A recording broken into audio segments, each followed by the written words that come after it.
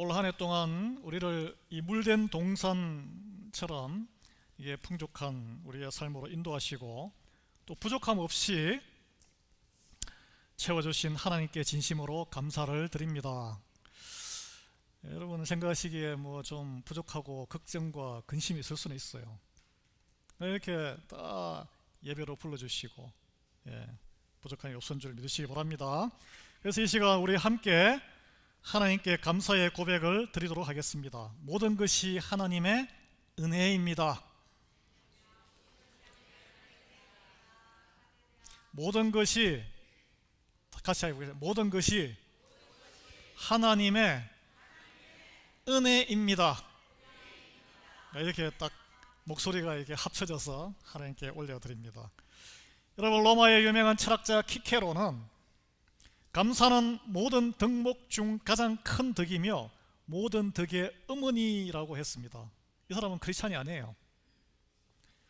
또 하나님을 안 믿는 무신론자에서 20세기 최고의 기독교 변증가로 거듭난 유명한 그 기독교 소설가죠. C.S. 루이스의 그분이 회심하는 데 결정적인 영향력을 끼친 영국 작가 길버트 체스터턴, 발음하기 힘든데, 이분은 감사는 인간이 사고할 수 있는, 인간이 생각할 수 있는 가장 높은 형태라고 말했습니다. 이걸 기억하셔야 돼요. 감사는 생각이에요. 생각에서 비롯됩니다. 감사하는 마음, 인간이 가질 수 있는 가장 큰 미덕이란 것은 믿는 자나 믿지 않는 자나 동의한다는 거예요. 하나님을 믿는 자나 안 믿는 자나 동의합니다. 그래서 우리 성경 말씀에 데살로니가 전서 5장 18절에 이런 말씀 있죠. 범사에 감사하라. 이것이 그리스도 예수 안에서 너희를 향한, 너희는 우리입니다, 하나님의 뜻이니라.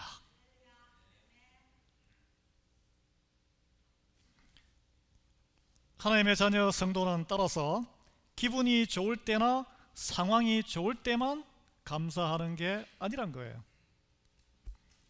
오늘 추수감사주의를 맞이해서 기쁠 때도 또는 고통스러운 어떤 상황에서도 감사할 수 있는 성도의 축복을 회복하기를 예수 그리스도의 이름으로 축원합니다. 범사에 감사, 범사에 감사할 때 절대 감사할 수 있는 거예요. 감사를 뜻하는 영어 단어가 땡큐잖아요. 땡큐. 뭐 다른 단어 뜻도 있지만 보통 땡크, THANK의 뿌리는 여러분 놀랍게도 생각하다, think에서 나왔다고 합니다. think. 그렇다면 성도된 우리는 모든 상황에서 무엇을 생각할 때 감사할 수 있을까요? 감사는 think에서 나왔다, 생각하는 것에서 나왔다는 걸 기억하십시오. 상황을 우리는 보통 분석하고 어려움을 만나면 염려하게 되고 금방 막 불평거리가 막 문제 해결을 위해서 막 쏟아져 나와요. 그 대신에 성도는 그때 하나님을 생각하는 것, 그게 성도의 참된 감사의 본질이라는 거예요. 자, 감사는 생각에서 나왔다는 거예요. 염려가 가득한, 이것도 생각이잖아요. 가득한 상황에서 신실하셨던 하나님, 신실하신 하나님을 생각하고, 그게 믿음입니다. 그분의 은혜를, 내 인생에 경험한 그분의 은혜를 헤아려 보는 것이 성도에게 참된 감사의 시작이란 거예요. 그래서 오늘 본문에서 이게 뭐 많은 분들이, 아니 본문이 무슨 뭐 믿음과 순종의 본문이지 이게 무슨 감사의 본문이야, 여러분 의아하지, 그런 생각이 들지 않았습니까?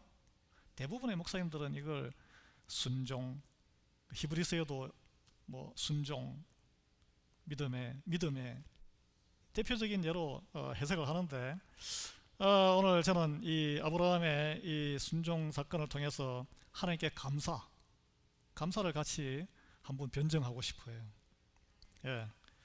오늘 본문의 창세기 22장 1절은 이 일이 일어난 시간이 나옵니다. 그 일 후에 일어났다고 했습니다. 이 놀라운 사건, 자기 독자를 번제로 태워서, 이 말이 되는 소리가 아니잖아요 이게.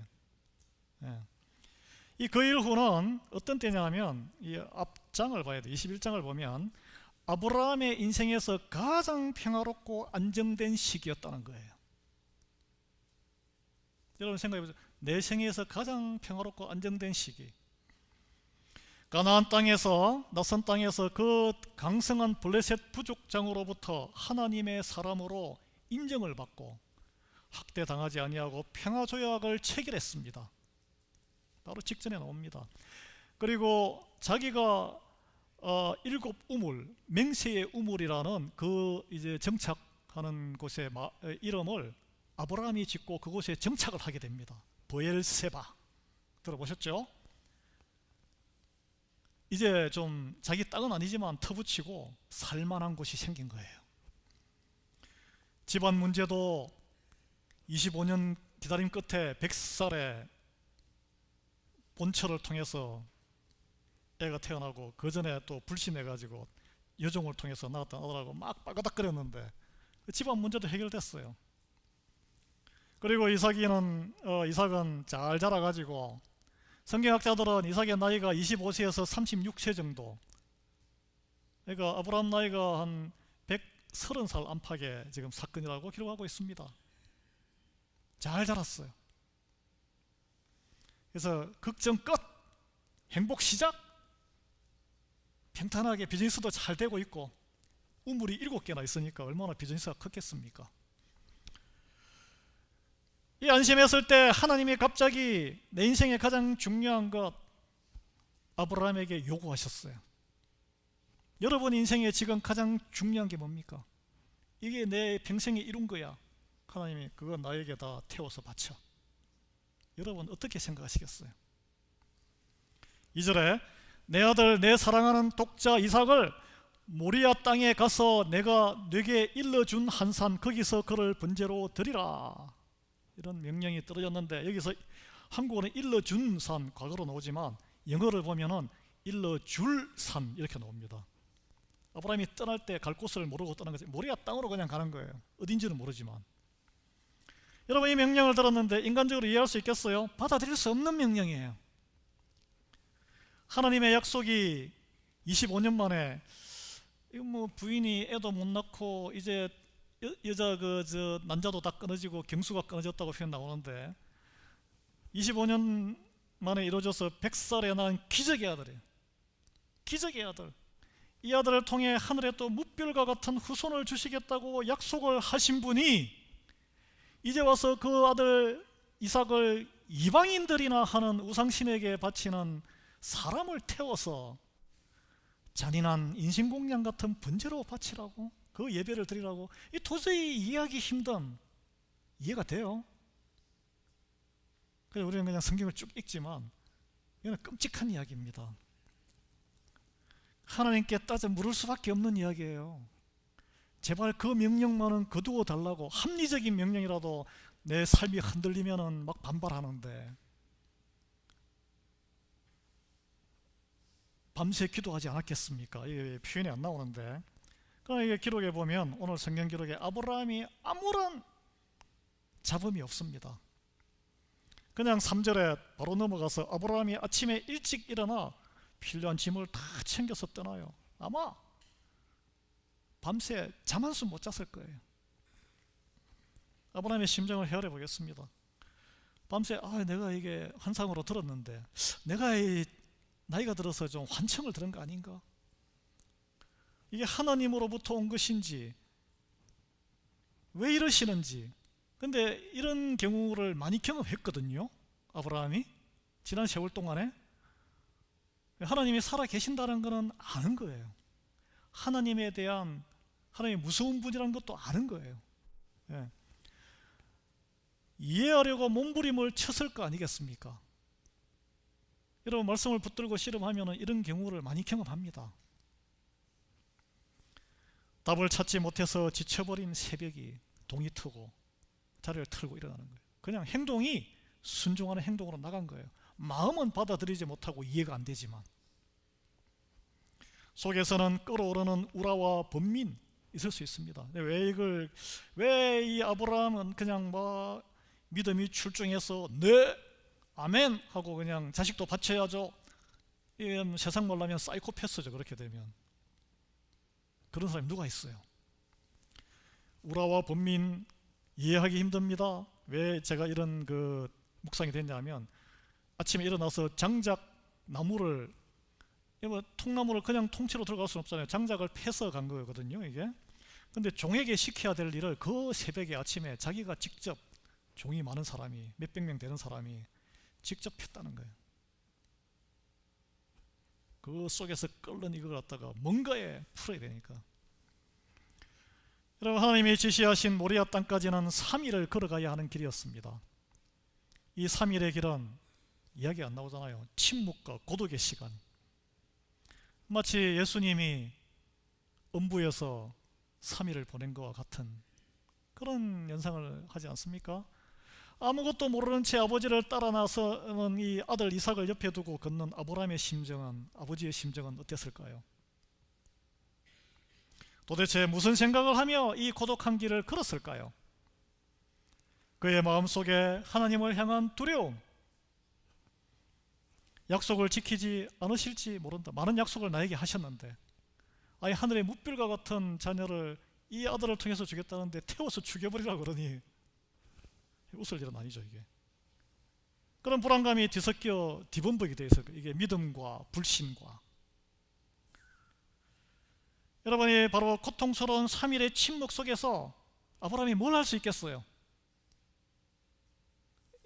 머릿속에 막 생각이 왔다 갔다 할 텐데 생각은 할 수 있는 거예요, 생각. 그리고 우리가 신앙생활하면서 할 수 있는 게 뭐예요? 생각할 수 있는 거예요. 기억할 수 있는 거예요. 그가 또 다른 걸 할 수 있죠. 상황 분석을 할 수 있죠. 어떻게 빠져나갈까? 그런 상황을 분석하거나 염려하는 대신에 지난 50년 세월 동안 하나님께서 자신을 어떻게 인도하셨는지를 되돌아보았을 것입니다. 추정이에요, 추정. 그가 75세, 75세에 갈대아 우르와 하란을 떠나라고 하나님이 명령하셨을 때를 떠올렸었을 거예요. 왜냐하면 지금도 떠나라는 말씀을 듣고 떠나는 길이잖아요. 그러니까 옛날에 내가 처음에 하나님 이렇게 말 듣고 떠난 적이 있었지. 그때도 갈 곳을 모르고 떠났어요. 그때 그의 믿음은 연약했습니다. 고향과 친척과 아비의 집을 다 떠나라, 그러니까 다 떼두고 너만 딱 와이프 데리고 떠나라 그랬는데 동생이 죽고 고아가 된 조카 롯이 불쌍해가지고 챙겨갔잖아요. 나중에 그 롯 때문에 또 사단이 일어나잖아요. 부분적인 순종이었죠. 믿음이 연약했죠. 하나님이 그것을 탓하지 않았습니다. 그 하나님을 기억하는 거예요. 그의 믿음은 늘 연약했어요. 가는데 뭐가 다 잘 풀렸습니까? 흉년이 들어서 흉년. 먹을 게 없었어요. 하나님 그 주신 땅에, 거기에 예스라는 땅에 있지 못하고 식량이 있는 곳으로, 애굽으로, 잘 사는 나라로 내려갔잖아요. 또 그 와중에 자기 목숨이, 부인이 예쁘니까 사라, 그 권력자들이 사라를 취하려고 그러니까 자기를 지키기 위해서 그냥 누이라고. 누이가 맞는 말이죠. 아내라고는 소리 안 해. 아내라면은 탁 제거당하니까. 그 속에는 찌질한 불신앙. 이 불신앙의 모습이에요, 이거는. 정직하지 못한 모습. 그러나 하나님께서 그 미약한 믿음조차도 책망하지 않으셨잖아요. 너 왜 그랬니? 이렇게 하지 않으십니다, 보면. 그 이고방 바로에게 딱 경고를 주시고 나타나셔서 아브라함을 보호해 주시고, 빈털터리로 갔던 그 어찌 보면은 사기꾼 아브라함을 부자가 되어 돌아오도록 하나님이 인도해 주셨어요. 그 하나님을 기억하지 않았겠습니까? 그리고 창세기 15장에 하나님께서 하신 언약을 새겼을 것 같습니다. 그때 그 지역의 5왕을 정복하고 포로로 잡혔던 롯을 구하고 소돔의 백성들까지 구해내가지고 영웅이 됐죠. 전쟁 영웅이 됐는데, 문제는 뭐냐면은 그 5왕이 가만히 있겠습니까? 보복을 하지 않겠어요? 좀 있으면 그 두려움에 확 휩싸여 있었어요. 두려움의 영에. 그럴 때에 하나님이 환상 중에 나타나셔서 이제 아브라함에게 이런 말씀하셨죠. 두려워하지 마라. 나는 내 방패요 너의 지극히 큰 상급이라. 위로하셨어요. 위로. 그리고 하늘의 무뼈를 다시 보여주시고 내 몸에서 날짜가 상속자가 될 것이다. 자식이 없는데 위로하셨습니다. 약속하셨습니다. 아브라함은 아이고 뭐 지금 이 나이에 무슨 자식이 있겠습니까?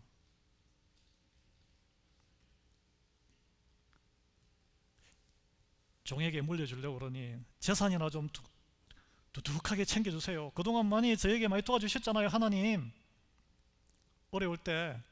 그리고 또 이 땅을 너에게 너 후손에게 주겠다 그러니까 예?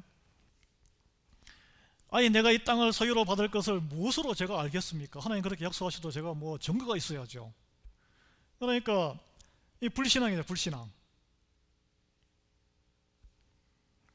하나님이 짐승을 쪼개어 놓은 것들 사이로 타는 횃불이 지나가는 컨트랙을 맺은 거예요. 야, 하나님이 인간하고 계약을 맺은 거예요.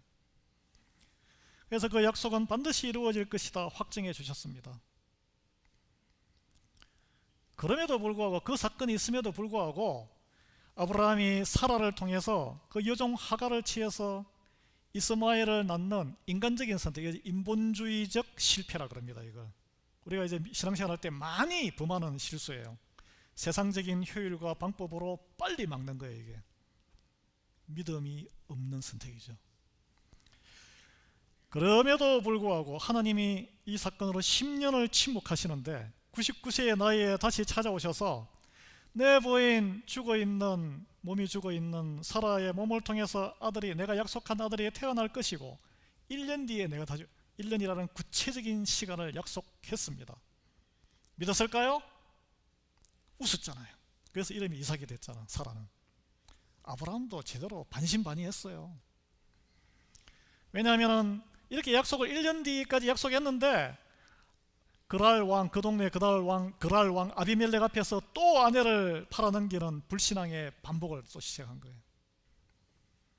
그러나 하나님은 어떻게 하셨습니까? 딱 100세가 되었을 때 아들이 사라를 통해서 태어났습니다. 예. 여러분 우리가 이렇게 감당하기 힘든 어떤 그 말씀과 내가 해야 될 사명을 만날 때는 지나간 세월에 하나님은 어떤 분이셨는지 나에게 어떤 일을 이루셨는지를 기억하셔야 돼요. 제가 왜 이 3일 동안 기록이 없는데 이런 걸 미루고 짐작하냐면 그 3일이 지난 후에 아브라함의 태도에서 3일 전에는 밤을 새워서 아침 일어나서 종을 시켜야 될 일을 자기가 막 있는 힘을 다해서 장작을 막 패고 했는데 3일 뒤에는 변화된 모습이 나옵니다. 이 3일 동안 지난 50년의 세월을 생각해 본 아브라함이 하나님은 한 번도 단 하나의 약속도 지키지 않으신 적이 없었다는 것을 깨달았던 거예요. 이 모든 것이 다 하나님의 은혜구나. 내가 이룬 것은 없구나. 하나님은 다 믿을 수밖에 없는 분이구나. 신실하신 분이시구나. 이 깨달음이 억장이 무너지는 그 고통, 불교용어로는 번뇌라 그러는데 번뇌, 이게 막 머릿속이 막 번개에 찢은 것처럼 확 그냥 싸우는 거예요. 이게 아브라함을 붙잡았지 않았나.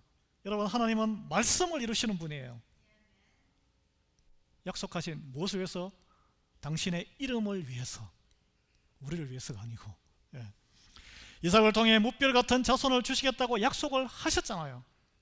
그래서 비록 지금은 상상이 안 되지만 하나님께서 어떻게 이루시는지 보자, 이런 결론에 도달하지 않았을까 합니다. 그래서 아브라함이 3일 동안 이 땅만 보고 걸었을 거예요. 땅만 보고 한숨 쉬면서 50년 동안의 은혜를, 제가 왜 50년, 75세부터 130세까지 50년 하나님과의 밀고 당기고 하는 그 세월 주마등처럼 다 생각을 해는, 그때 눈을 들어서 멀리 보게 됩니다. 4절에 제3일에 아브라함이 눈을 들어 그곳을 멀리 바라본지라. 사망의 음침한 골짜기를 3일 동안 걷고 그 안에서 뭘 생각했다고요? 하나님이 나에게 이루신 일, 생각을 한 거예요. 지난 세월 동안 하나님이 말씀하신 대로 이루셨구나. 그러면 지금도 이루고 계시겠지? 미래에도 이루시겠지. 이게 믿음이에요. 그때 그의 눈에 뭐가 들어옵니까? 눈앞에 있는 번민으로 확 감겼던 눈이 벗겨져서 하나님의 약속이라는 영적인 세계로 눈이 확 뜨이게 돼요. 이 3일간의 깊은 생각 끝에 아브라함이 내린 결론이 5절의 위대한 선포예요. 읽어드릴게요. 이에 아브라함이 종들에게 이르되 너희는 나귀와 함께 여기서 기다리라. 내가 아이와 함께 저기 가서 예배하고 우리가 너희에게 돌아오리라. 이게 말이 됩니까? 이게 우리가 어떻게 돌아와요? 가서 아들은 번제로 태워 죽여서 칼로 죽여가지고 태워야 되는데 내가 홀로 돌아오리라. 이렇게 해야 정상적인 대화죠. 우리가 너희에게 돌아오리라. 나 아브라함과 이삭 아이가 함께 돌아오리라. 이 선포는 단순한 희망은 아니었다는 거예요. 이는 하나님이 이삭을 죽은 자 가운데서 다시 살리실 줄로 생각하는 믿음의 선포라고 어디서 그렇게 해석하느냐? 히브리서 11장 19절에 그렇게 해석을 하고 있습니다. 성경은 성경으로 풀어야 돼요. 그가 하나님이 능히 이삭을 죽은 자 가운데서 다시 살리실 줄로 생각한지라 비유컨대 그를 죽은 자 가운데서 도로 받은 것이니라. 예, 이 장면을 설명했습니다. 여러분, 하나님은 약속을 반드시 이루시는 분이에요. 아직 장가도 가지 못한 아들, 번제로 죽더라도 그 가장 비참한 죽음이잖아요. 하나님이 어떤 방법으로든 약속을 이루실 것을 믿고 나아간 거예요. 그래서 이제 3일이 지났는데 이제는 종이 지고 오던 그 장작을 아들에게 지운 거예요. 그러니까 아들이 다 왔는데 이제 아들이 아버지의 심중을 아는지 모르는지 전곡을 찌르는 질문을 딱 7절에 해요. 불과 나무는 있거니와 번제할 어린 양은 어디 있습니까? 아버지, 어린 양이 어디 있어요? 뭐라고 대답을 하겠어요? 여기에 여러분 같으면 뭐라고 대답하시겠어요? 그래서 8절에 이 고뇌의 참 믿음의 선포를 아브라함이 하는데 내 아들아 번제할 어린 양은 하나님이 자기를 위하여 친히 준비하시리라. 여러분, 이게 오랫동안 하나님을 믿어온 성도, 우리가 내 믿음이 그 수준은 안 되지만 하나님이 이루실 줄 알고 의심을 누르고 선포하는, 여러분, 우리가 긴가민가 이루어질까 안 이루어질까 그런 마음이 있어도 내 믿음 거기 도달 안 해도 말씀으로 선포를 하셔야 돼요. 말씀의 능력이 있습니다. 하나님이 일러준 곳에 마침내 이르러서 우리는 생각해요. 이까지 왔는데 이제 하나님 좀 개입하셔서 뭔가를 준비를 해주셔야 되는데, 제단을 쌓고 다음 단계로 계속 또 장작을 쌓고 또 아들을 묻고, 저는 이것도 놀라워요. 아들이 아무런 아버지한테 반항하지 않고 힘은 더 셀 텐데 묶어가지고 그 위에 올려서, 여러분 그림도 많이 보셨을 거예요. 아브라함이 칼을 들고 아들을 심장을 찌르려고 이렇게 딱 내려치는 순간 하나님이 다급하게 두 번을 부르시는데 11절에 아브라함아 아브라함아, 굉장히 다급하게 부르신 거예요. 이거는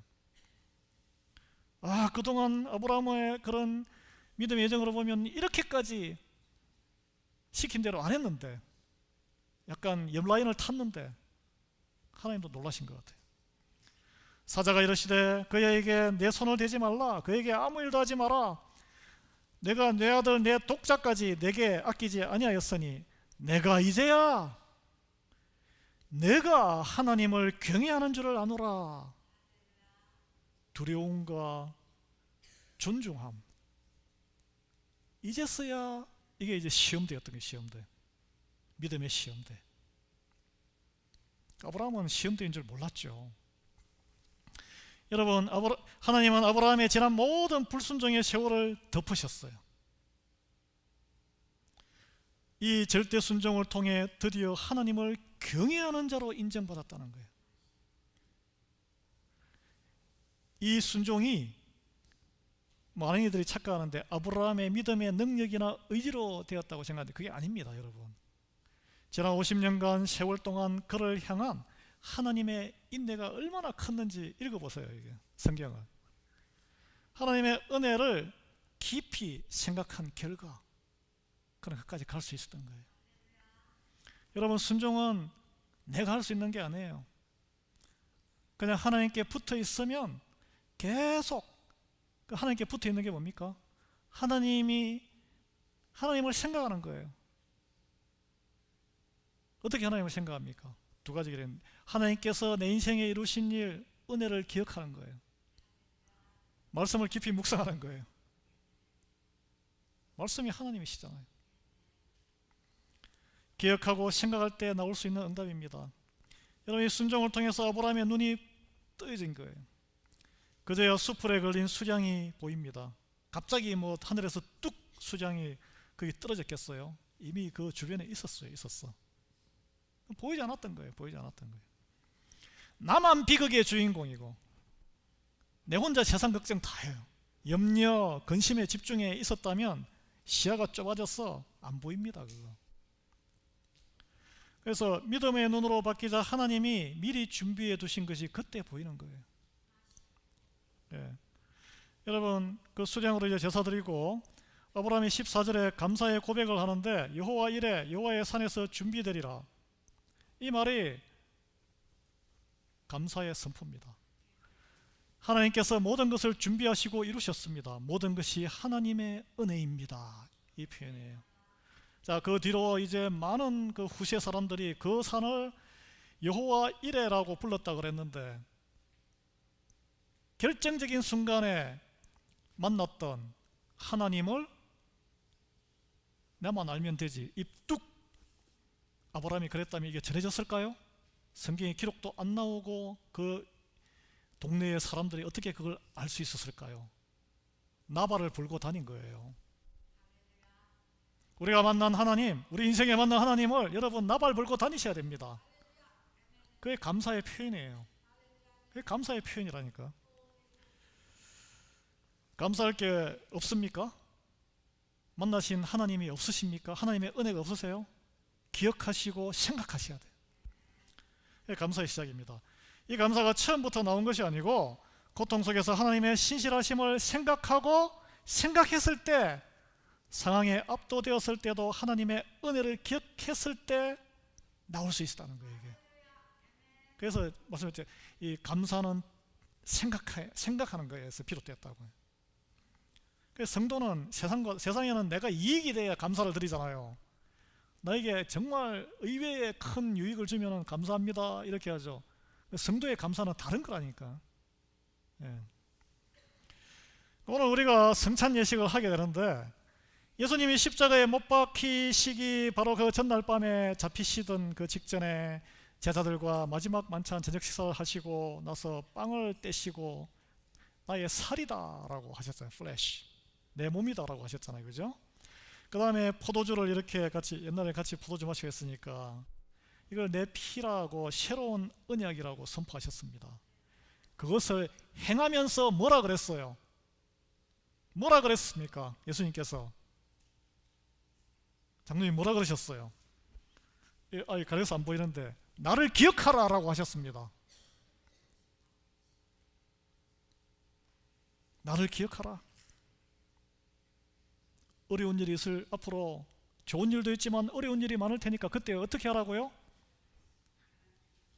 하나님을 기억하라, 생각하라. 무엇을 생각하라? 상황의 어려움을 생각하지 말고 예수님을, 능력의 하나님, 우리를 구원하신 하나님 기억하고 생각하라는 거예요. 성도된 우리가 그리스도의 한 몸인 것을 또 기억해야 돼요. 예수 그리스도의 살과 피로서 그 목숨값으로 거듭나 구원받은 은혜를 생각하고 기억해야 합니다. 그게 감사의 감사. 범사의 예수 그리스도를 기억하고 생각하는 것이 하나님께 감사드리는 바로 본질이기 때문에 그렇습니다. 하나님은 아브라함의 이 감사함으로 드러난 이 순종을 통해서 드러났죠. 순종. 그래서 다시 기쁜 마음으로 17, 18절에 약속을 확정하시는데 어떤 약속입니까? 읽어드리겠습니다. 내 씨가 그 대적의 성문을 차지하리라. 또 내 씨로 말미암아 천하 만민이 복을 받으리니 이는 내가 나의 말을 준행하였음이니라. 아멘. 이 말씀이 우리 모두에게 약속의 말씀이 되기를 예수 그리스도 이름으로 축원합니다. 그래서 아브라함의 순종이 그의 자손을 통해 온 인류의 구원자이신 예수 그리스도가 오셨잖아요. 성취되었어요. 이미 언약의 성취를 가져왔습니다. 사랑하는 성도 여러분, 우리 교우 여러분, 이 감사의 계절에 우리가 기도하고 원하는 모든 것이 이루어지지 않았을 때, 여러분 기도가 다 있잖아요. 어떻게 감사할 수 있을까요? 상황을 보면 감사할 수 없습니다. 그러나 그때 우리가 하나님을 생각하기를 간절히 바랍니다. 하나님의 은혜를 생각하셔야 돼요. 생각합시다. 기억합시다. 하나님의 약속이 무엇인지 기억해야 돼요. 내 소원과 내 상황이 아니고 하나님의 약속하신 내 인생의 사명이 무엇인지를 또 생각해 보셔야 돼요. 그리고 하나님이 내가 그 모든 믿음의 연약한 가운데서도 지금까지 살아오게 하신 그 인내의 사랑과 은혜를 생각해내기를 예수 그리스도 이름으로 축원합니다. 그래서 범사에 감사할 수 있는 절대 감사의 비결, 범사와 감사가 굉장히 부담스럽잖아요. 부담스러워요.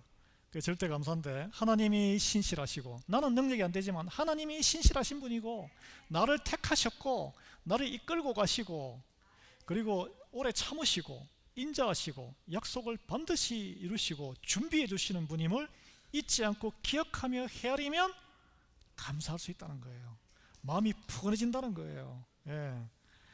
그래서 그 감사함으로 우리가 순종할 때 아브라함에게 주신 그 약속이 있잖아요. 그리스도의 복음으로 말미암아 우리의 가정, 이웃, 모든 또 열방이 하나님 자녀로 이그러진 세상이 우리를 통해서 치유받고 구원받을 줄 믿으시기 바랍니다. 그 모든 것이 하나님의 은혜입니다. 예. 은혜를 기억하고 범사의 감사로 순종하는 우리 복된 우리 모두 되기를 예수 이름으로 축원합니다. 기도하겠습니다. 하나님 아버지, 오늘 추수감사주의를 맞이하여 저에게 귀한 이 아브라함의 감사의 여정을 또 같이 나누게 하심을 허락하심을 감사드립니다. 고통과 번민 속에서도 하나님의 신실함을 생각함으로 순종의 제사를 드렸던 믿음의 조상 아브라함을 본받게 하옵소서. 우리의 삶의 모든 영역에서 염려의 눈을 거두게 하시고 신실하신 하나님이 미리 준비하시고 행하신 그 은혜만을 우리가 기억하며 생각하고 헤아리게 은혜 베풀어 주시옵소서. 그러여 감사할 수 없는 순간에도 모든 것이 하나님이 준비하실 것이라는 여호와 이레를 고백하며 기쁨으로 주님께 온전히 순종할 수 있는 저희 모두에게 인도해 주실 줄 믿습니다. 이 모든 것을 준비하시고 이루실 우리 주 예수 그리스도의 이름으로 기도드립니다. 아멘.